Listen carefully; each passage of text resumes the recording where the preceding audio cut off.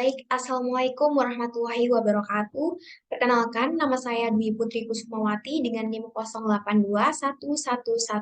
082111333006 sebagai salah satu peserta mata kuliah Fisika Komputasi 1 kelas B1.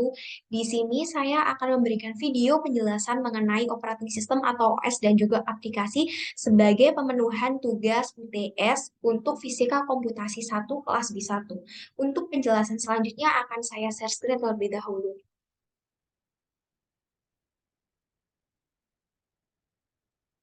Oke, di sini untuk cover yang pertama dapat dilihat bahwasanya untuk beberapa menit ke depan kita akan membahas tentang apa itu operating system, contohnya seperti apa, bagaimana operasionalnya, sejarahnya, dan perkembangannya, beserta juga dengan aplikasi. Oke, di sini diawali dengan operating system atau yang biasa kita sebut dengan OS. Operating system atau sistem operasi atau yang bahasa kerennya OS merupakan sebuah perangkat lunak atau software yang tugasnya untuk mengendalikan seluruh operasi sebuah komputer atau perangkat digital lainnya. Nah, operating system sendiri itu juga memiliki beberapa fungsi utama dalam penggunaannya, mulai dari manajemen sumber daya. Dia bertanggung jawab untuk mengalokasikan sumber daya seperti CPU, memori, dan juga perangkat keras dan lainnya. OS ini juga harus memastikan bahwasanya sumber daya yang tersedia nanti bisa diakses secara efisien dan juga efektif. Kemudian ada penyediaan antar muka pengguna, di mana OS ini nantinya akan menyediakan antar muka pengguna agar pengguna dapat berinteraksi dengan komputer dan juga perangkat digital, di mana nantinya OS ini eh, kan menyediakan antarmuka pengguna, dan yang umum digunakan itu seperti GUI, kemudian ada CLI dan juga antarmuka seluler lainnya. Kemudian fungsi utama yang ketiga ada manajemen file dan juga penyimpanan, di mana operating system atau OS ini berfungsi untuk menyediakan manajemen file untuk mengorganisasi sebuah file dan juga folder pada perangkat digital. Kemudian ada manajemen jaringan. OS ini memungkinkan suatu perangkat untuk terhubung dengan jaringan yang baik, baik itu melalui nirkabel ataupun melalui kabel. Kemudian yang terakhir ada fungsi utama sebagai keamanan, di mana operating system atau OS ini bertugas untuk memastikan bahwasanya perangkat digital kita itu dalam keadaan aman, di mana salah satunya untuk mencegah akses yang tidak sah masuk ke data atau mengelola hak akses pengguna terhadap file dan juga folder yang terdapat pada perangkat yang kita gunakan tersebut. Oke, selanjutnya ada perkembangan dari operating system atau OS itu sendiri. Nah, di sini bisa dilihat dari diagram alurnya bahwasanya pada tahun 1950 itu mulai ada OS yang disebut juga dengan mainframe. Mainframe ini apa? Mainframe itu sebuah komputer yang sangat besar dan juga mahal, di mana dia biasanya digunakan oleh organisasi yang besar ataupun pemerintah. Di mana pada saat itu satu-satunya cara untuk mengoperasikan sebuah mainframe dengan menggunakan bahasa mesin yang sangat rumit dan juga tidak ramah pengguna. Kemudian pada tahun 1960 eh, itu ada berkembang sebuah OS yang dinamakan sebagai IBM 100 atau OS 360, di mana dia merupakan sebuah sistem operasi yang dirancang untuk digunakan pada mainframe dan merupakan salah satu sistem operasi terbesar serta paling kompleks yang pernah dikembangkan pada tahun 1960-an itu. Kemudian berlanjut pada sekitar tahun 1960 sampai 1970 berkembang sebuah OS yang dinamakan dengan Unix, di mana dia merupakan sebuah sistem operasi time sharing yang memungkinkan beberapa pengguna seperti kita ini untuk menggunakan komputer secara bersamaan dengan berbagai sumber daya. Berlanjut ke tahun 1980, di mana OS ini berkembang atau muncul, salah satunya dalam bentuk MS-DOS atau Apple Macintosh OS, di mana Pada tahun 1980 ini, MS-DOS itu merupakan sebuah sistem operasi yang digunakan pada suatu komputer yang pada saat itu sedang populer. Sedangkan Apple Macintosh OS ini sebuah sistem operasi yang digunakan pada komputer Macintosh yang populer pada saat itu. Kemudian berlanjut pada 1990 di mana ada Windows. Nah, Windows ini kita sangat tahu bahwasanya sangat populer dan mendominasi pada komputer PC, di mana Windows pada saat itu, Windows 95 menjadi sistem operasi yang paling populer pada saat 1990, kemudian diikuti oleh Windows 98, kemudian ada Windows XP, kemudian berlanjut ke tahun 2000, di mana tahun 2000 ini berkembang sebuah OS yang dinamakan dengan Linux, di mana dia merupakan sebuah sistem operasi open source yang semakin populer dan menjadi alternatif yang lebih terjangkau bagi organisasi dan tiap individu yang menggunakan perangkat itu sendiri, yang mana pada saat ini seperti operasi mobile yang Android dan juga iOS. Kemudian untuk kelebihan OS atau operating system sendiri ada beberapa. Yang pertama dimulai dengan mengelola sumber daya. Apa maksudnya ini? OS atau operating system itu memiliki kelebihan dalam mengelola sumber daya karena perangkat ini memungkinkan komputer untuk mengalokasikan atau mengalokasikan sebuah sumber daya seperti CPU, memori, perangkat keras lainnya secara efisien, seperti yang sudah saya jelaskan di awal tadi, di mana OS ini akan menangani proses yang berjalan pada komputer, kemudian mengatur prioritas penggunaan CPU dan juga membagi memori antara aplikasi yang berjalan pada saat yang sama. Kemudian yang kedua ada penyediaan antarmuka pengguna. Seperti yang dijelaskan di awal tadi, di mana OS ini akan menyediakan antarmuka pengguna yang mudah digunakan. Dengan menggunakan antarmuka grafis ini nantinya pengguna bisa memilih dan juga mengoperasikan perangkat lunak atau software dengan mudah dan juga cepat. Kemudian ada manajemen file dan juga penyimpanan, di mana OS ini nantinya akan memungkinkan seorang pengguna untuk mengorganisasi atau mengelola file dan juga folder secara mudah dan juga lebih efisien, di mana sistem operasi ini nantinya juga akan mampu menyediakan suatu kemampuan untuk mengolah perangkat penyimpanan seperti hard disk dan juga media penyimpanan lainnya. Kemudian kinerja yang cepat. Dalam hal ini, OS itu berfungsi untuk menjalankan sebuah program dan aplikasi, di mana OS nanti akan memastikan bahwasanya perangkat keras atau hardware yang kita gunakan dengan cara itu berjalan secara optimal. Dalam hal ini atau konteks lain, OS itu memastikan bahwasanya proses berjalannya aplikasi, proses berjalannya perangkat yang kita gunakan itu berjalan pada kecepatan yang optimal dan juga efisien. Kemudian ada manajemen jaringan. Di manajemen jaringan ini OS memungkinkan perangkat untuk terhubung ke jaringan, baik itu melalui kabel ataupun nirkabel. Kemudian ada keamanan di mana OS ini nantinya bisa memastikan keamanan perangkat yang akan kita gunakan untuk mencegah akses yang tidak sah untuk masuk ke perangkat yang kita punya. Kemudian ada dukungan dan juga pembaruan. Nah, sistem operasi ini umumnya itu mendapatkan dukungan dan juga pembaruan secara berkala. Hal ini memungkinkan perangkat yang kita gunakan itu untuk terus berjalan dengan aman serta efisien, kemudian juga mendapatkan fungsionalitas baru yang membantu pengguna agar menggunakan OS itu bisa semakin nyaman. Kemudian ada kekurangan operating system atau kekurangan OS. Yang kita tahu bahwasanya namanya ciptaan manusia nggak ada yang sempurna. Kalau ada kelebihan juga pasti ada yang kekurangan. Kekurangan OS yang atau kekurangan operating system yang pertama ada terkait biaya. Nah, sistem operasi ini itu terutama yang dirancang untuk komputer desktop dan juga laptop cenderung cukup mahal. Biaya pembelian sistem operasi dapat menjadi faktor penghalang bagi seseorang yang ingin memiliki sebuah komputer. Kemudian ada ketergantungan. Apa maksudnya ketergantungan? Ketergantungan di sini tuh maksudnya pengguna komputer tidak bisa mengoperasikan perangkat mereka tanpa sistem operasi. Di mana ketergantungan ini berarti pengguna itu tidak bisa menggunakan komputer mereka jika sistem operasi mengalami masalah atau tidak berfungsi dengan baik. Kemudian ada keamanan, walaupun tadi keamanan sudah masuk di kelebihan, namun ternyata keamanan itu juga masih memiliki celah dalam kekurangan OS itu sendiri. Kenapa seperti itu? Karena sistem operasi ini bisa menjadi target utama bagi penyerang yang ingin mengambil alih atau merusak sistem komputer yang kita gunakan. Beberapa sistem operasi cenderung itu lebih rentan terhadap serangan daripada yang lain, tergantung pada faktor-faktor ya seperti popularitas dan juga tingkat penggunaan komputer itu sendiri. Kemudian ada kompatibilitas perangkat keras. Sistem operasi ini memiliki persyaratan bahwasanya perangkat keras tertentu yang harus dipenuhi agar perangkat itu bisa berfungsi dengan baik. Nah, ini berarti menandakan bahwa pengguna mungkin harus membeli perangkat keras tambahan atau memperbarui sistem mereka untuk mendapatkan sistem operasi terbaru.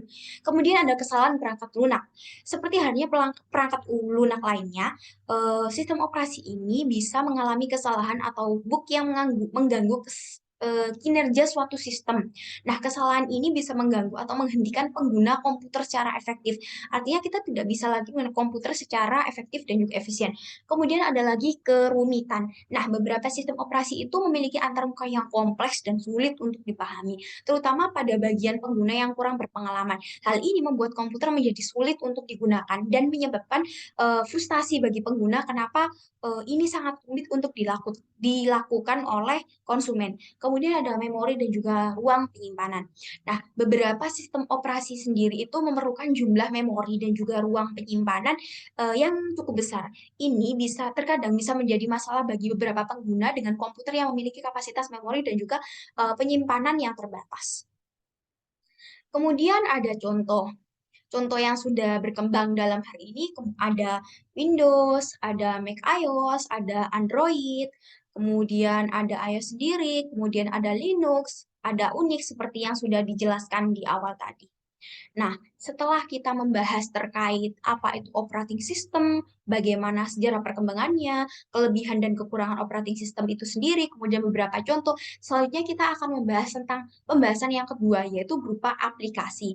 Nah, aplikasi sendiri ini apa?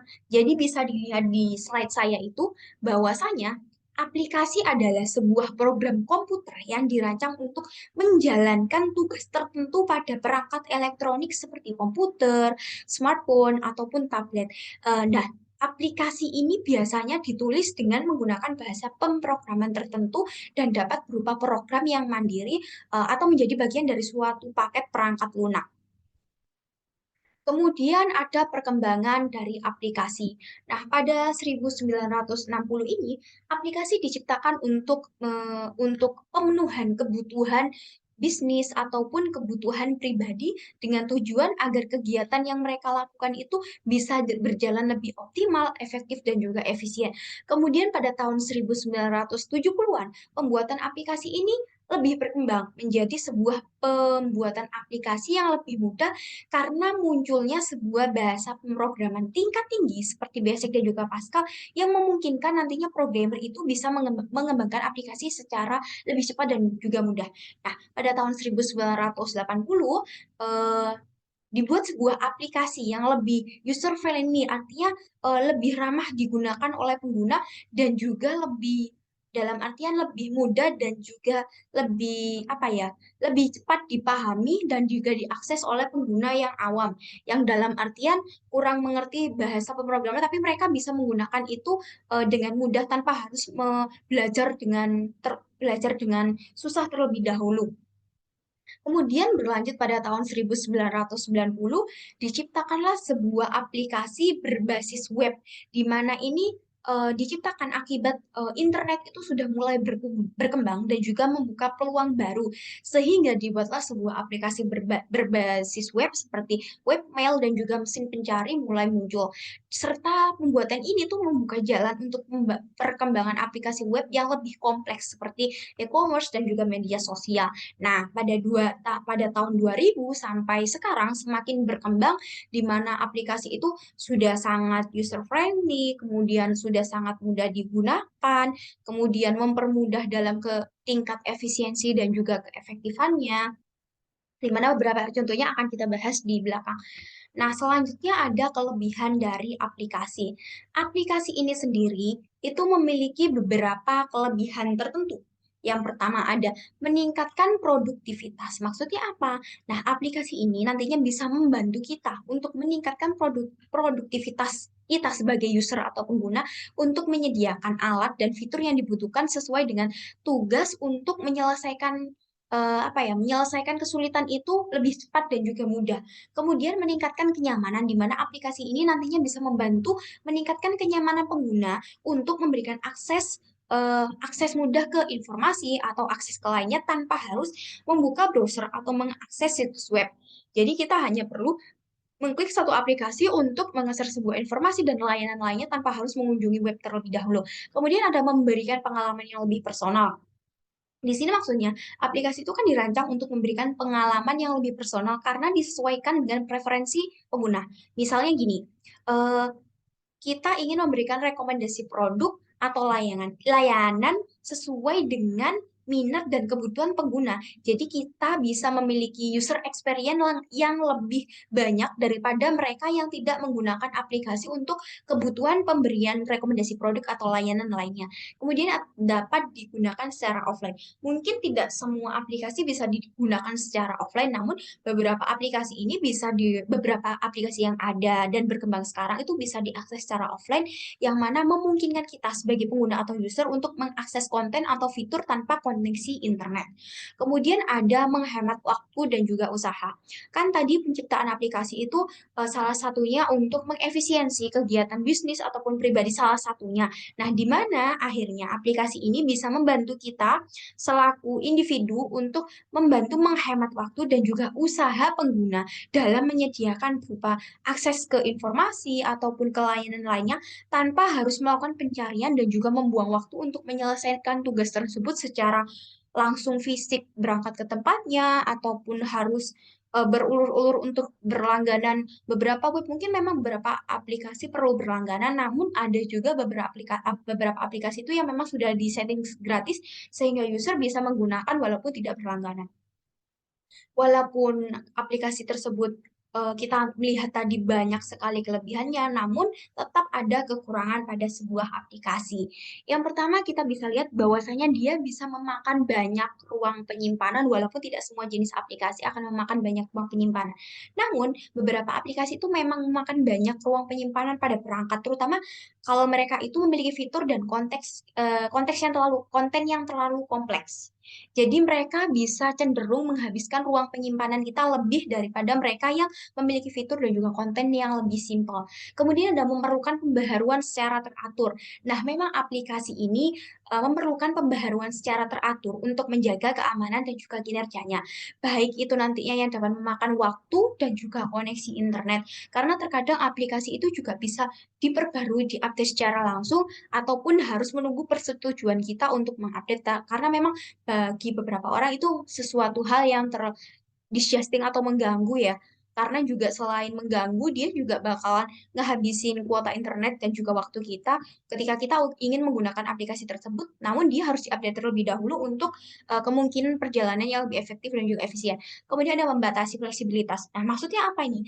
Nah, kita kan tahu bahwasanya aplikasi ini bisa digunakan sesuai fitur dan fungsi yang telah dirancang oleh pengembang pada aplikasi itu.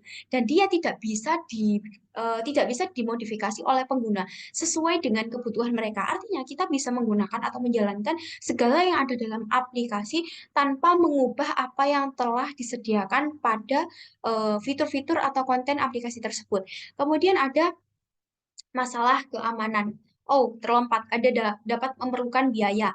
Nah, selain itu, aplikasi ini kan ya seperti yang saya katakan tadi, untuk mengakses fitur atau konten tertentu, terkadang itu butuh suatu apa ya, persetujuan kita untuk berlangganan agar kita bisa menikmati fitur atau konten yang lebih pada aplikasi tersebut.